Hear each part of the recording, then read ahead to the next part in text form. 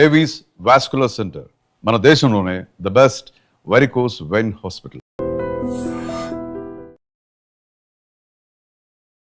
Congrats చెప్పాలా? నేను పోరాటం చేసి బయటకు వచ్చేసిండ్రు మీరు. నేను బయటికి రాలేదండి, వాళ్ళు సస్పెన్షన్ చేశారు.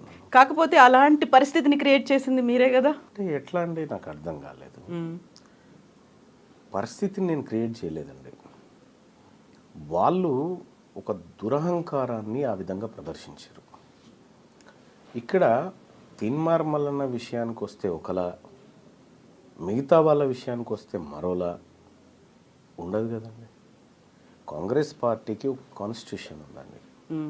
ఆ కాన్స్టిట్యూషన్ ప్రకారం విత్ ఇన్ ద కాన్స్టిట్యూషన్ లిమిట్స్లో నేను మాట్లాడడం జరిగింది. నేను నా ఆవేదన చెప్పడం జరిగింది. కాకపోతే అంత తీవ్రమైనటువంటి పదజాలం, అంత అగ్రెసివ్నెస్తో మాట్లాడడం అనేది అవన్నీ కూడా కాంగ్రెస్ బైలాలో ఉన్నాయంటారా?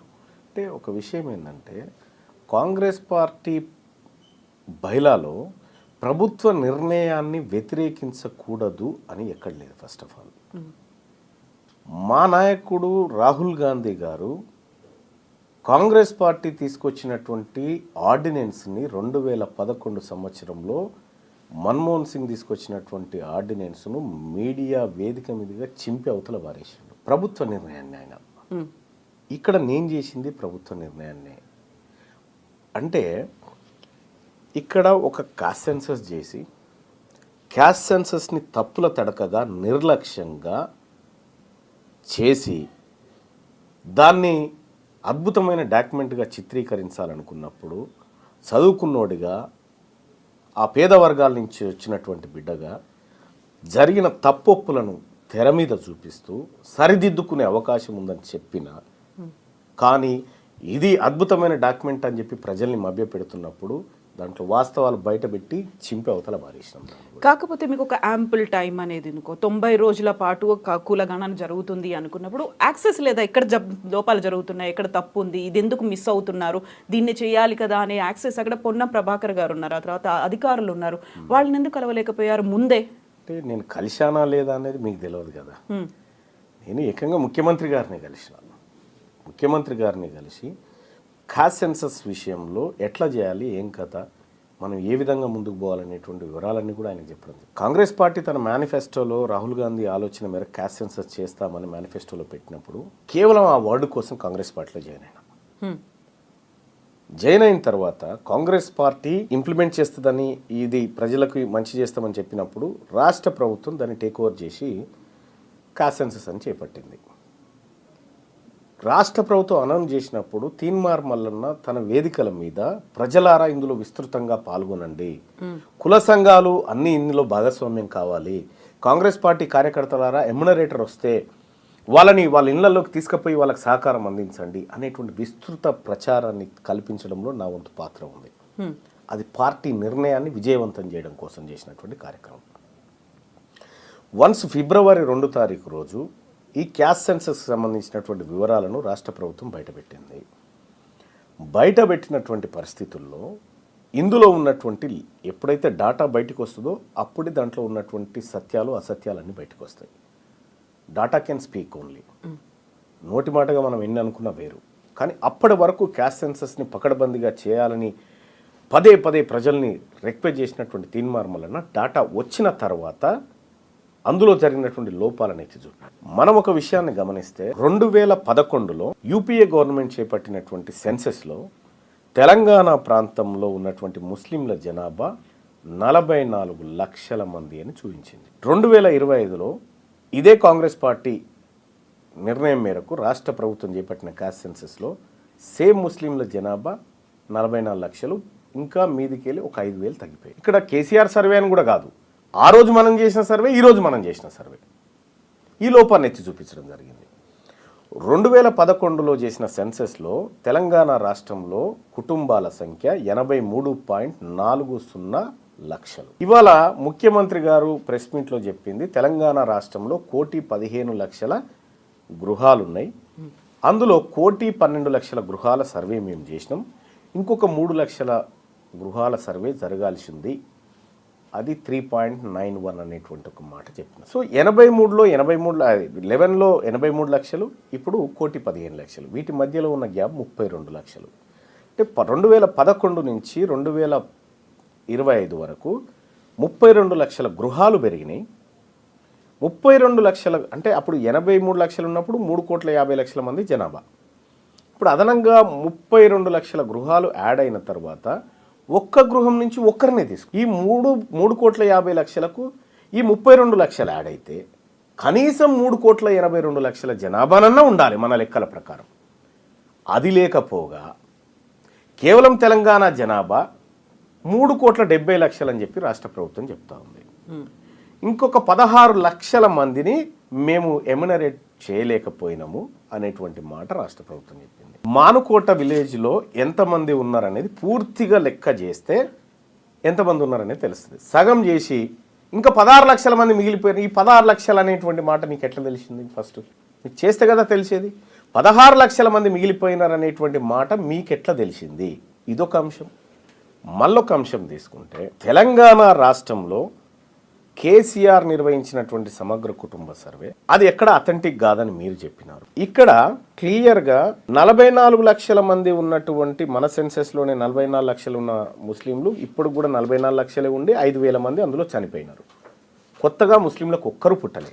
కానీ గతంలో చేసినటువంటి లెక్కలలో ఉన్నటువంటి ఆధారాల ప్రకారం చూస్తే 10 లక్షల మంది ఉన్నటువంటి రెడ్లు ఈ 15 ఏళ్లలో కొత్తగా 5 లక్షల మందిని కన్నారు. 5 లక్షల మందికి జన్మనిచ్చి కానీ 44 లక్షల మంది ముస్లింలు ఒక్కరిని కనలేక ఈ లెక్కలు చెప్తున్నాయి.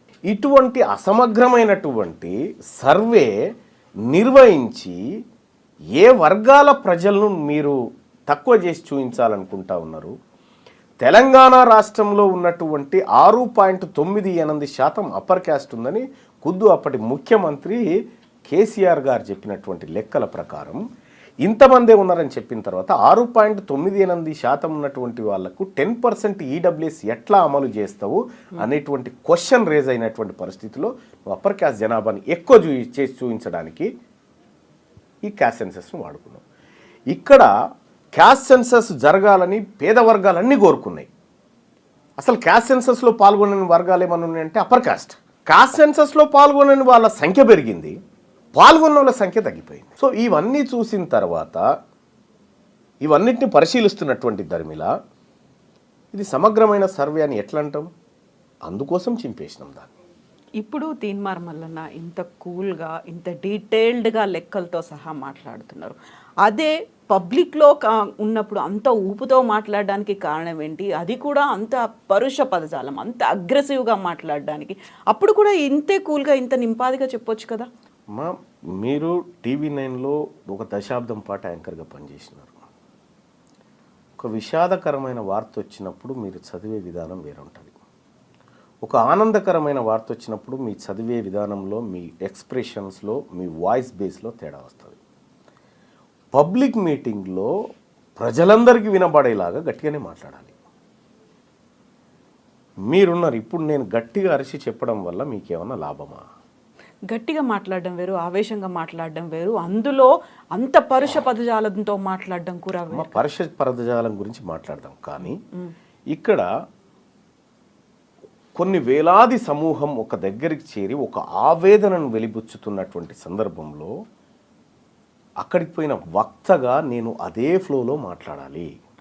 అక్కడికి పోయి నేను నిదానంగా సావధానంగా మాట్లాడితే ఎక్కాల్సిన ప్రజలకు ఎక్కదు. కాబట్టి నేను ఏ ఫ్లోలోనైతే మాట్లాడానో అదే ఫ్లోలో మాట్లాడతా. ఏ వేదిక ఎక్కాల్సిన ప్రజలు ఎవరు? ఎవరికి ఎక్కాలనుకున్నారు? అంటే ఈ పేద వర్గాలు ఎవరికైతే అన్యాయం జరుగుతుందో వాళ్ళ మైండ్ సెట్లోకి ఈ అంశాన్ని తీసుకుపోవడానికి అనేకమైనటువంటి అంశాలను జోడించి తీసుకొని పోతాం. మనకు రిపోర్టర్లు వార్త పంపిస్తే దాన్ని మాడిఫై చేసుకుంటాం. దాని ఏది ప్రేక్షకుడికి అనుగుణంగా, ప్రేక్షకుడికి మైండ్లోకి చొరబడే అనుగుణంగా ఎట్లయితే ఎక్కించుకుంటామో సేమ్ వేదికల మీద కూడా నాయకత్వం అదే చేస్తుంది. కాకపోతే ఎక్కాల్సింది వాళ్ళకి అనుకున్నప్పుడు ఇంకొకరి మీద మీరు ఎక్కడం అనేది ఉంది కదా అక్కడ. సరే, ఇప్పుడు ఆ పరుషం అనేటువంటి పదం స్టార్ట్ చేయండి.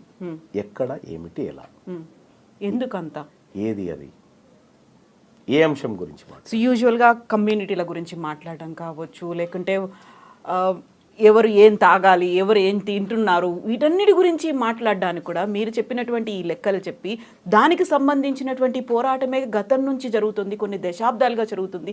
అందరినీ ఏకం చేసుకుని ముందుకు కలిసి వెళ్ళాలి అనుకున్నప్పుడు కేవలం మీరు అనుకున్నట్టుగా ఒక పోరాటం కొద్ది మందితో చెయ్యాలి అనుకుంటున్నారా, అందరినీ కలుపుకొని చెయ్యాలి అనుకుంటున్నారా? అక్కడే డిఫరెన్స్ అనేది కనిపిస్తుంది కదా. మీరు వాళ్ళని కొంతమందిని ఎలిమినేట్ చేసినట్టు అనిపించింది కదా అక్కడ.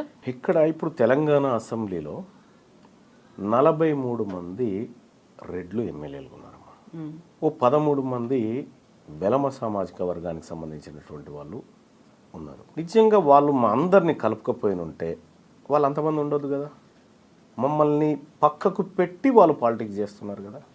మరి అటువంటప్పుడు మేము కూడా వాళ్ళని పక్కకు పెట్టే పాలిటిక్స్ చేయాలి కదా. కాకపోతే పవర్ఫుల్గా వాళ్ళు కనిపిస్తున్నారు అనేది ఇందులోనూ బీసీలకి సంబంధించి కూడా ఇప్పుడు ఆర్ కృష్ణయ్య గారు పోరాటం ఎప్పటి నుంచో ఆల్మోస్ట్ ఒక 3 దశాబ్దాలుగా చేస్తూ వస్తున్నారు.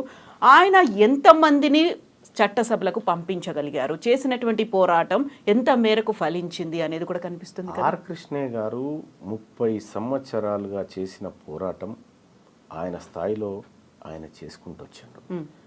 మెజారిటీగా ఆయన పదే చెప్పిండు, నేను విద్యారంగం పైన ఫోకస్ పెట్టాను, నేను స్కాలర్షిప్ల కోసం, రియంబర్స్మెంట్ల కోసం, వీటి కోసం పోరాటం చేశాను, రాజకీయ పరమైనటువంటి పోరాటం చాలా తక్కువగా చేశాననేటువంటి మాట ఆయన చాలా వేదికల మీద చెప్పాడు. అది ఆ విధంగానే నెగ్లిజెన్స్ కూడా గురైంది కదా. అయితే విషయం ఏంటంటే ఆ విధంగా నెగ్లిజెన్స్ గురైంది కాబట్టే ఇవాళ ఆర్ కృష్ణయ్య గారు కానీ, నేను కానీ, శ్రీనివాస్ గారు కానీ, ఇంకా బీసీ నాయకత్వం అంతా కూడా ఒకే వేదిక మీదకి వచ్చి పని చేస్తున్నటువంటి క్రమంలో వీళ్ళంతా ఒక్కటి కాకూడదు కదా అనేటువంటి ఒక దుశ్చర్యకు, ఒక దుస్సాహసానికి ఈరోజు కూడా మీరంతా మా కిందే ఉండాలనేటువంటి ఒక సంకల్పంతో మాట్లాడుతున్న సమయంలో మేము మిమ్మల్ని ఎట్లా కలుపుకొని పని చేస్తాం? మేము ఎవరు మాట్లాడారు? చాలా మంది. ఒకే ఒక కమ్యూనిటీ మాత్రమే మాట్లాడిందా? ఇప్పుడు తెలంగాణ రాష్ట్రంలో ఉన్నటువంటి ఈ బీద వర్గాలకి నిజంగా 70 సంవత్సరాల నుంచి ఇంకా మాకు కొత్త రేషన్ కార్డులు ఇస్తాం, మీకు ఇంకా రేషన్ సరుకులు అందిస్తాము, మీకు ఇంకా ఇండ్లు కట్టిస్తాము, ఇంకెన్ని రోజులు చెప్తారండి మాకు? ఇంకా అంటే మన దేశాన్ని కూడా అభివృద్ధి చెందుతున్న దేశం అనే అంటున్నారు కదా, ఇంకా డెవలప్ అయింది అని చెప్పుకోలేకపోయాం కదా. నేను ఏమంటున్నా, ఇంకా డెవలప్ కారణం ఏందండి? ఈ వర్గాల పాత్రనే లేదు కదా ఈ దేశంలో రాజకీయ నిర్ణయాల్లో ఈ వర్గాల పాత్రనే లేకుండా చేశారు కదా. మాది మేము చేసుకుంటామని చెప్తా ఉన్నాం, తప్పేముంది? మాది మేము చేసుకుంటే మీకేమైనా ఇబ్బందా అని నేను ఆ వర్గాలను అడుగుతా ఉన్నా. సేమ్ మళ్ళీ ఇక్కడ కూడా అడగడం అనేది ఎలా అడుగుతారు? మాకంటూ ఒక ఫెయిర్ షేర్ కావాలి, మాకు సమాన వాటా ఉండాలి, హక్కులు ఉన్నాయి, మేము అధికారంలోకి రావాలి అనుకున్నప్పుడు వారిని అనగదొక్కండి, లేకుంటే వారిని ఇంకేదో చేసేయండి, మనం అధికారంలోకి వద్దాము, యుద్ధం చేద్దాము అనే ఒక మాట ఉంది చూడండి. పోరాటం చేయడం వేరు, యుద్ధం చేయడం వేరు కదా. అంటే యుద్ధము మీరు తెలంగాణ రాష్ట్రంలో మీరు రాసి పెట్టుకోండి. ఇప్పుడు చెప్తా ఉన్నా, అధికారం అనేది బీసీల వైపుకు ట్రాన్స్ఫర్ కావడంలో కూడా కాదు, రక్తపాతంతోనే ట్రాన్స్ఫర్ అవుతుంది భవిష్యత్తులో. అంత ఈజీగా వదిలిపెట్టరు వాళ్ళు. ఇవాళ తీన్మార్ మల్లన్న కేవలం బీసీ వర్గాల గురించే మాట్లాడుతూ ఉన్నాడు. ఎస్, మాతో కలిసి వచ్చే వర్గాలు ఉన్నాయి చాలా.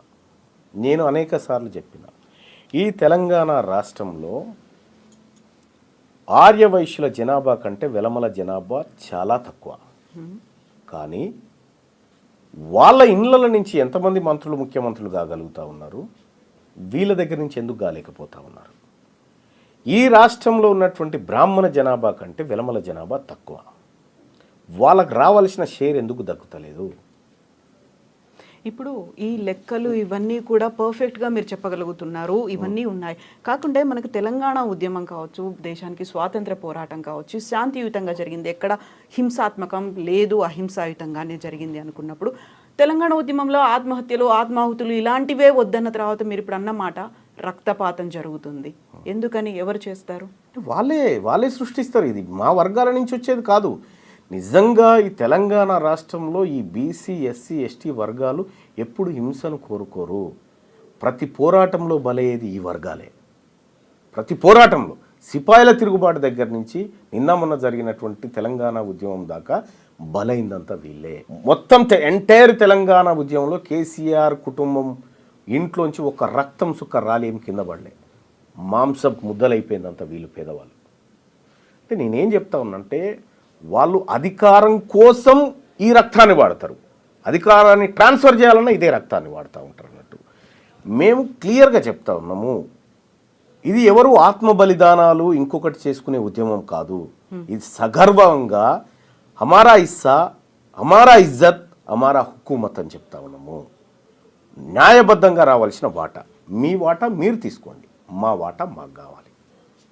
సో ఒక డిమాండ్, ఒక సరైనటువంటి డిమాండ్, న్యాయమైనటువంటి డిమాండ్, ఈ డిమాండ్ని యాక్సెప్ట్ చేయలేకపోతున్నాయా మీరు అన్నటువంటి ఆ పవర్ఫుల్గా కనిపిస్తున్నటువంటి కులాలు? నిజంగా రక్తపాతం అనేది వాళ్ళు చెయ్యాలి అనుకుంటే అంత ఈజీగా అవుతుందా? ఎర్ర సత్యం మహబూబ్ నగర్ ఎమ్మెల్యేగా పనిచేసినటువంటి ఎర్ర సత్యం ఒక బీసీ సామాజిక వర్గం నుంచి ఎదిగిన నేత. మహబూబ్ నగర్ జిల్లా కోర్టు కంటే ఎక్కువ ఆయన ఇంటి దగ్గర జనం కూర్చొని జరిగిన అన్యాయాలను ఏకరువు పెట్టుకొని పరిష్కార మార్గాలు కనుగొన్నారు. ఎర్ర సత్యం మహబూబ్ నగర్ పోతుందంటే ఒక్కరు కూడా అప్పర్ క్యాస్ట్లో కనీసం ఎదురుగా నిలబడడానికి సాహసం చేయలే. అటువంటి వ్యక్తిని చంపింది ఎవరండి? మాధవరెడ్డి అని కానిస్టేబుల్ని పెట్టి వీళ్ళందరూ కలిసి కుట్రబని చంపలేదా? రెండో అంశం, బెల్లి లలిత తెలంగాణలో బహుజనుల వాటా దక్కాలి, తెలంగాణ రాష్ట్రం రావాలని చెప్పి తెలంగాణ మహాసభ అని పెట్టి గట్కేసర్ భువనగిరి ప్రాంతాల్లో విస్తృతంగా ప్రచారం చేసి తెలంగాణ ఉద్యమాన్ని ప్రారంభించినటువంటి బెల్లి లలితను చంపింది ఎవరండి? వీళ్ళు కాదా అప్పర్ కాస్ట్లో?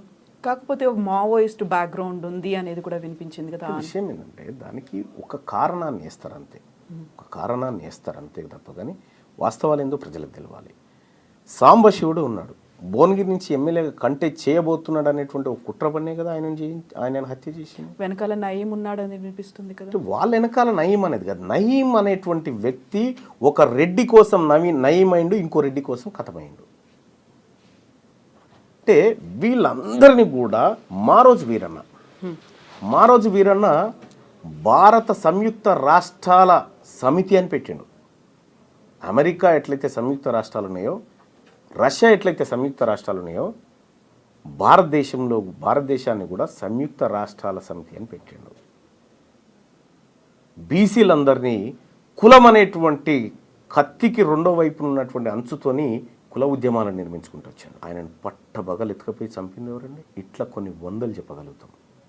అంటే ఎక్కడైతే అధికారము ఆ వర్గాల నుంచి కావాలనే డిమాండ్లు వేస్తుందో దాన్ని రక్తపాతంతోనే అణచివేసారు వర్గాలు ఇన్ని రోజులు. వాటన్నిటి వెనకాల మీరు చెప్పిందంతా వ్యక్తులు ఉన్నారా, ప్రభుత్వాలు ఉన్నాయా, పార్టీలు ఉన్నాయా, మీరు చెప్పినట్టుగా అగ్రకులాలు ఉన్నాయా? అగ్రకులాలే ఉన్నాయి.